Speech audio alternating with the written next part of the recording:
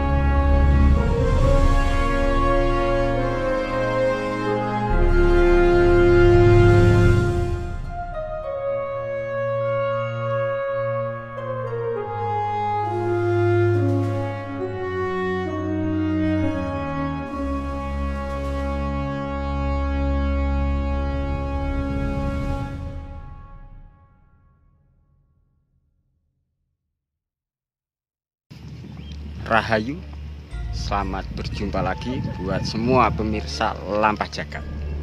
Kali ini saya Cak Gondrong berada di Candi Cetha. Nah, inilah Candi Cetha, pembuatannya pada abad ke sekitar ini ya 15 dari tahun 1451 sampai 1470 Masehi. Inilah peninggalan sejarah di akhir masa Majapahit. Ini belakang saya terdapat sebuah arca atau patung yang lebih dikenal itu Dewi Nyai Agni. Di arca, perbentukan arca dari Nyai Agni ini terdapat bersanding ya guys. Cuma yang ini yang belakang saya pas itu bagian depan. Nah, pengen tahu lebih detailnya lagi tuh, yang bagian belakang sayang kepalanya udah nggak sempurna. Yuk, ikutin terus perjalanan saya di Candi Cetha.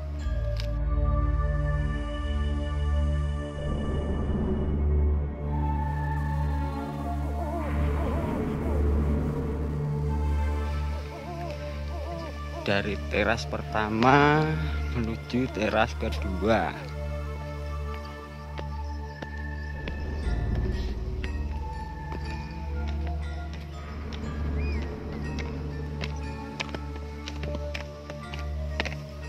Selanjutnya pintu masuk. Ini merupakan pintu masuk dari gapura pertama.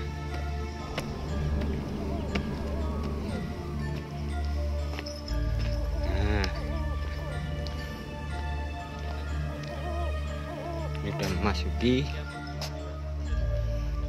area Candi Cetha.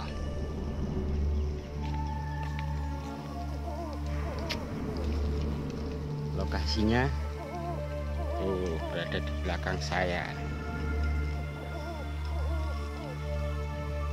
Ini ya, gapuranya sendiri yang depan itu kurang lebih sekitar 9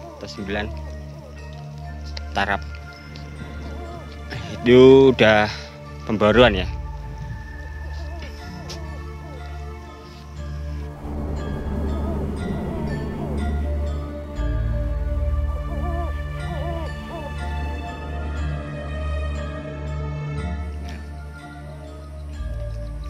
Belakang saya itu merupakan puncak utama atau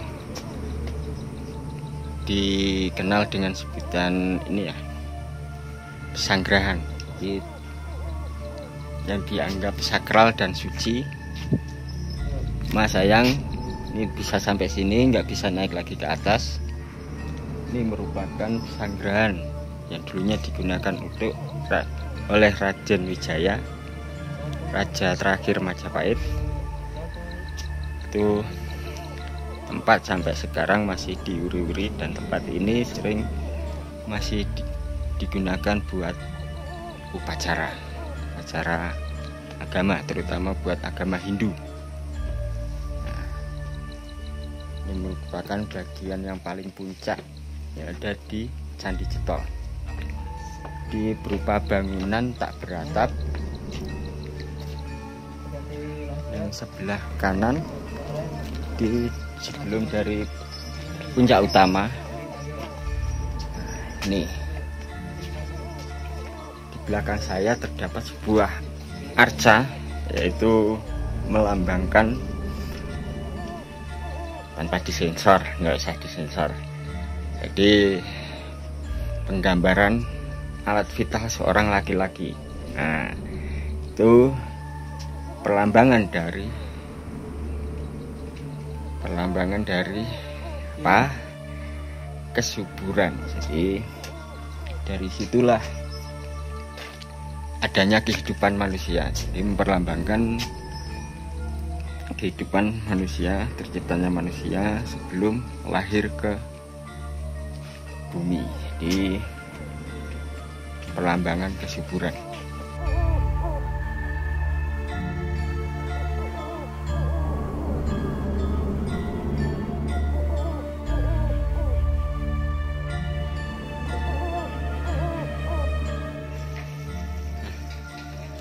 Pemirsa, ini dari Candi Cetha. Sekarang saya mau menuju ke Candi Ketek. Nah, Candi Ketek itu mengarah ke, kalau kita muncak ke Lawu, ya kan, itu mengarah ke arah puncak Lawu. Di perjalanannya lumayan. Pengen tahu perjalanan seperti apa? Terus ikuti perjalanan saya, masih di Lampajagat. Nah, pemirsa, sebelum ke Candi Ketek, ini saya mau mampir dulu ke Puri Saraswati. Mampir dulu. Kita dari Puri Saraswati langsung ke Candi Ketek.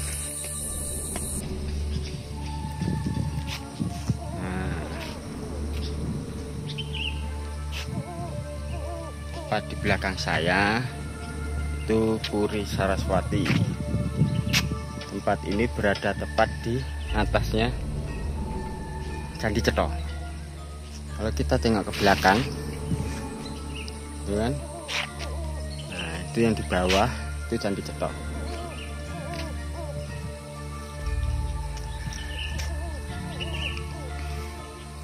Di area sini itu selain Puri Saraswati juga terdapat Sendang Pundi.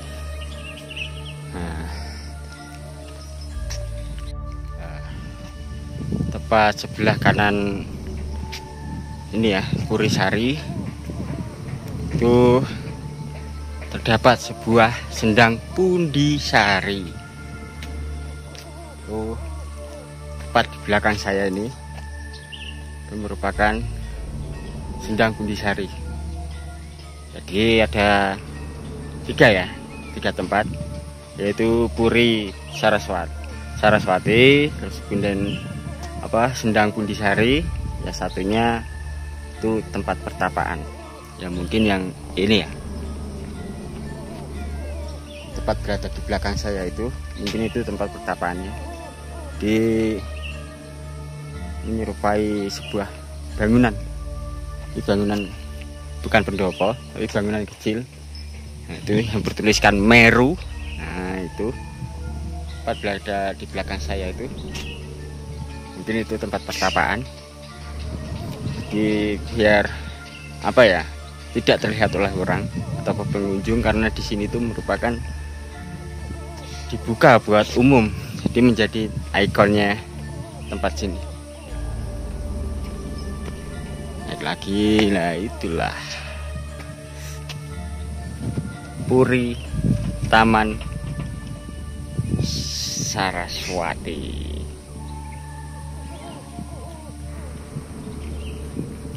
Puri Taman Saraswati.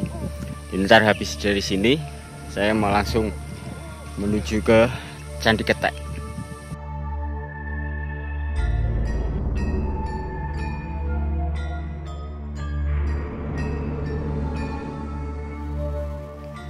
Pemirsa Lampa Jagat, itu di belakang saya. Belakang saya itu merupakan bagian-bagian relief yang tidak terpasang, tapi masih tetap berada di sekitaran sini, berada di Candi Cetha.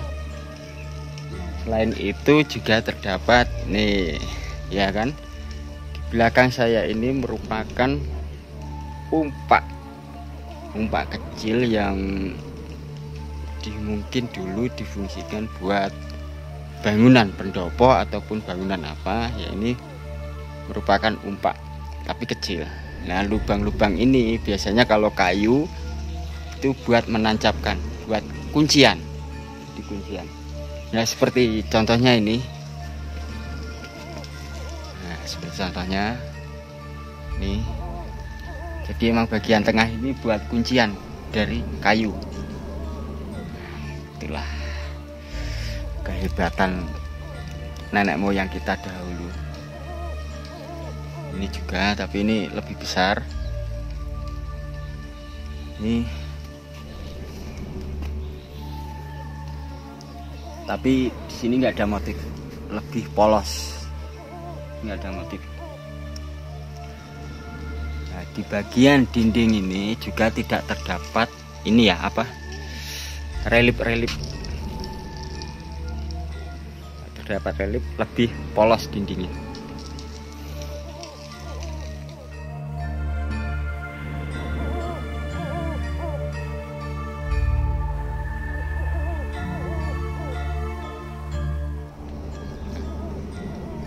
Tuh keberadaan arca di belakang saya.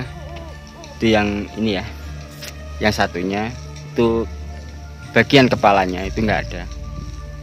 Ini lagi. Nah,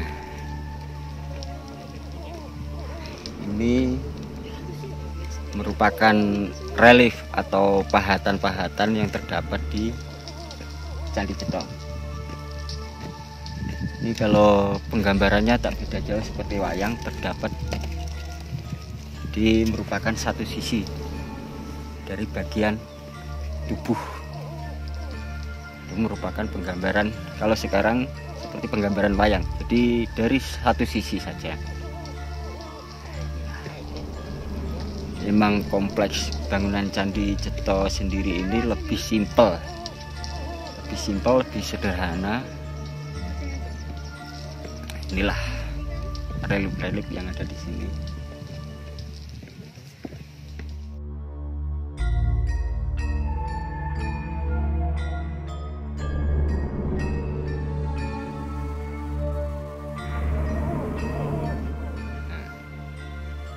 Ini terdapat sebuah kura-kura.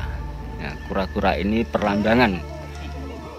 Kalau dari zaman dulu itu perlambangan kehidupan di bawah atau kehidupan bumi. Jadi kura-kura ini mempunyai kekuatan yang luar biasa dalam arti mengarungi samudra. Di biarpun dia lambat, dikenal pergerakannya lambat atau lelet, tapi kura-kura ini mempunyai simbol yang sangat-sangat luar biasa. Ini kalau kura-kura sendiri disimbolkan sebagai kehidupan di bawah atau di alam kita, di bumi. Kalau Garuda itu disimbolkan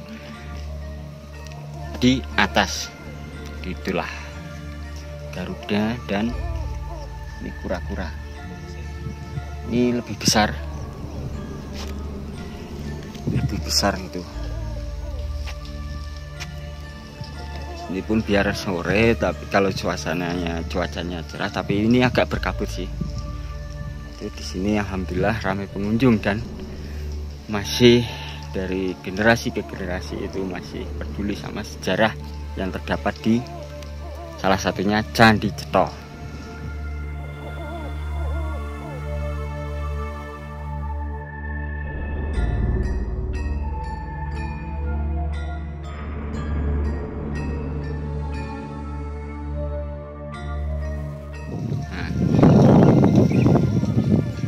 tempat selanjutnya. Nih, samping saya ini seperti menggambarkan ini ya, seperti menggambarkan alat kelamin seorang laki-laki. Di seperti ini ya, perlambangan kesuburan, lambang kesuburan. Ini bagian ujungnya kalau kita mulai memasuki kompleks candi. Ini bagian pertama. Selain ini ya, di bagian tengah itu terdapat ini ya, pahatan itu yang berupa 3 kata. Nah, 3 kata, terus dikelilingi sekitar 1, 2, 3, 4. Jadi 4 itu entah penggambarannya, soalnya udah mulai ini ya terkikis, entah itu berupa kadal atau apa. Selain itu jadi kadal, kata, 3 kata, 4 kadal, terus 1 kalajengking, dan satunya lagi berupa kayak kepiting di tempatnya itu segitiga ya, segitiga yang ujungnya tadi yang paling utama itu seperti lambang kesuburan. Nah, dari segitiga itu yang lingkar besar itu merupakan ini ya, penggambaran dari seekor kura-kura. Ini seekor kura-kura, itu bagian kepalanya, kepala kura-kura. Nah, itu di depan kura-kura pas itu perlambangan dari sinar atau perlambangan matahari. Tuh. Nah, di belakangnya itu terdapat 2 patung atau 2 patung lagi agak kecil, dan 2 gajah. Di atasnya masih ada lagi 2 gajah, 4. Jadi banyak sih, banyak terdapat ini ya, arca-arca di sini. Cuma sayangnya apa, bagian bawah ini putus.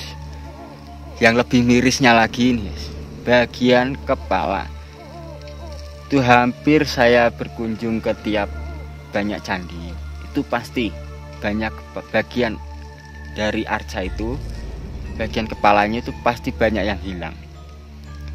Ya, itulah yang disayangkan. Kenapa banyaknya bukti-bukti sejarah itu mengalami kerusakan. Kalau kerusakan secara alami ya, ditimbulkan oleh bencana alam atau apa, itu udah wajar. Yang nggak wajar itu kalau dirusak oleh tangan-tangan yang tidak bertanggung jawab.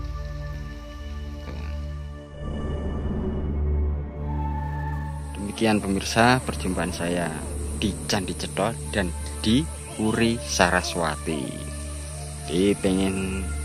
Jika pengen tahu perjalanan selanjutnya yang menuju ke Candi Ketek, jadi tetap ikutin terus perjalanan saya di Lampah Jagat.